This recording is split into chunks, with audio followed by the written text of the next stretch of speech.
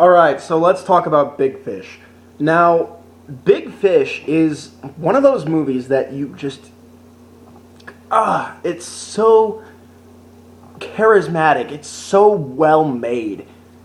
You almost kind of want to punch the movie for being so enjoyable, so likable.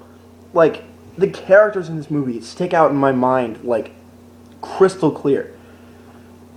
So, that being said, let's talk about what this is about. The description it gives on IMDb is, a son tries to learn more about his dying father by reliving stories and myths he told about his life. Basically, you have Billy Crudup, who is, he's in everything, really. Billy Crudup, if you haven't seen Almost Famous, he's really good in that, so check that out. He thinks his father lied to him about some of the stories that he told about his past. His father played in present time by Albert Finney. And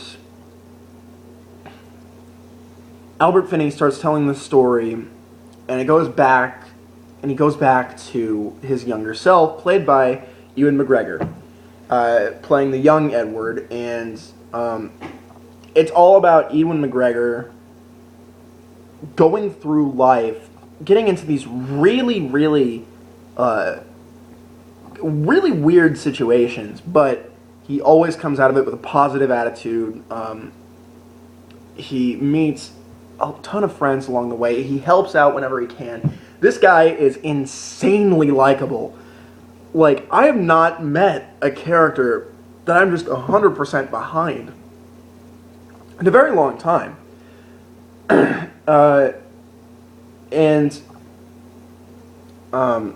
The journey that he takes in this movie is so profound and poetic. It's almost like an epic, sort of. And of course, let's talk about the casting. You have Ewan McGregor, insanely likable in this movie. He's always been a great actor. I loved him in, he was one of the better parts of the Star Wars prequels. I'll give him that. He was in, what was the movie? I Love You, Philip Morris. I loved him in that. He is just this incredible actor, and he really knows how to give a very strong performance, a very likable performance. And then Albert Finney also plays the same character, but he's the old Edward. And Albert Finney, my God, he's great in everything too. He's been Scrooge. He's been Daddy Warbucks. He's in all these movies, and he's so talented. Especially in this movie, he made me cry. Man tears, mind you, like 1 or 2 tears, but it did make me a little emotional. You got Billy Crudup. He's kind of an asshole in this, but you get behind it because, by God, he's the son of Ed Bloom, and you got to get behind him. Jessica Lange and Alison Lohman, they play the same part, except years apart. Helena Bonham Carter plays 3 roles in this movie. Marion Cotillard, Danny DeVito, Steve Buscemi, all amazing performances given out of these actors. I think Miley Cyrus is in this, actually. Yeah, young Miley Cyrus, I think at the beginning of the movie, when they go to the witch's house, Miley Cyrus is there. Yeah. Anyways, so enough about the casting. This story has so many well thought out and creative ideas that it's hard not to latch onto one of them. Just to give you an example of what his life is like, first off, he wants to catch this enormous fish that's found in a lake, and nobody can see it or catch it. And one of his main goals in this movie is to catch that fish. What are some other things he does? He joins a circus. He helps people build houses. He robs a bank, involuntarily, but he robs he robs a bank with Steve Buscemi. The twists and turns that they took with this story had me glued to this. My eyes were glued to the screen. My ass was glued to the seat. I was fully invested on where they were going. And so, okay, it was based on a novel by Daniel Wallace. I've never read it.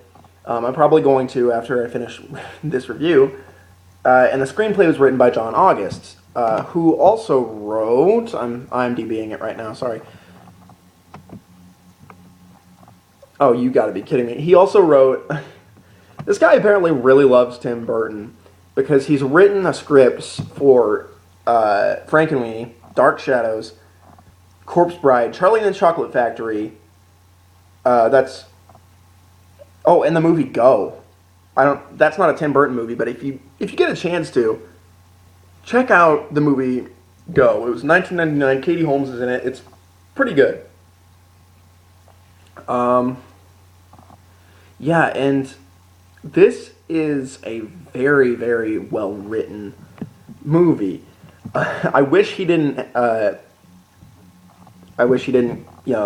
They'll diverge. Is that diverge into suckdom years later when he wrote, Dark Shadows. Ugh. But trust me on this. This is one of the most well-paced, well-thought-out stories I've ever seen on the big screen. And of course, it's directed by the sometimes amazing Tim Burton. With Tim Burton, you get a few movies. You get Ed Wood, you get Edward Scissorhands, Beetlejuice, Batman Returns, like all amazing movies. But on the other hand, you get Charlie and the Chocolate Factory, and you get Dark Shadows and Planet of the Apes, and sometimes it's hard to like a Tim Burton movie, and trust me, I believe you on that.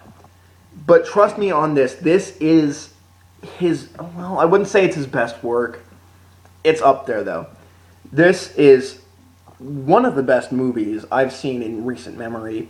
I have to thank you guys for choosing this because it makes you feel good about yourself.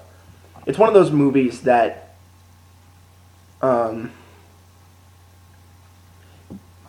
it just makes you think about life and how much you want to do, the people you end up affecting in your life will be the ones that remember you most fondly. So you need to affect as many people as you can, like Edward Bloom did.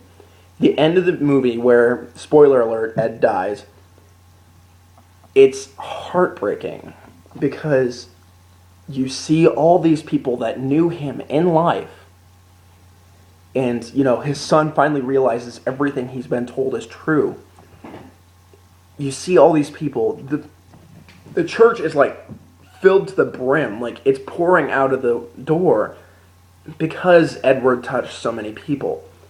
And it's something that I want to incorporate into my life, and I think Tim Burton wanted to get across to the audience is that you need to establish connections, and you need to make friends and all this stuff, and you have to enjoy your life and take the most out of every opportunity to help people and elsewise. But anyways, that's my spiel. Go see Big Fish right now. It's amazing. I guarantee you will love this film. My name's LilSteveRogers, and I'll see you later.